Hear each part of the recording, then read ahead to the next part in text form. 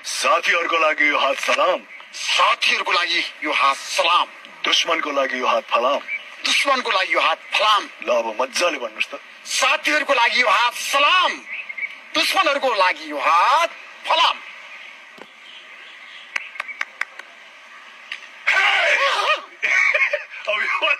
म त बस्दिन यो दुखी ठाउँमा, मलाई लैजानुस् वैकुण्ठ धामैमा।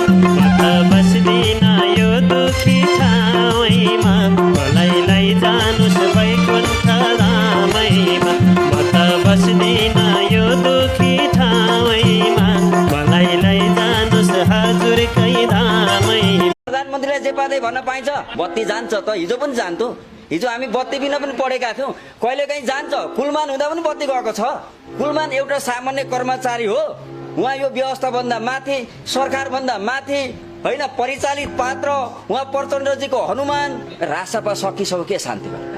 जेलमा शान्ति भइरहेछ तर एउटा सामान्य रविको पछि म लाग्छु। एउटा को रवि? म चिन्दिनँ रविलाई।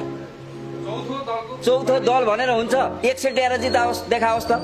तर अहिले चाहिँ एउटा थोरै 5 मिनट अथवा 10 मिनट बत्ती गयो, काहीँ बिजुली बिग्रियो भने बनाउनु परेन।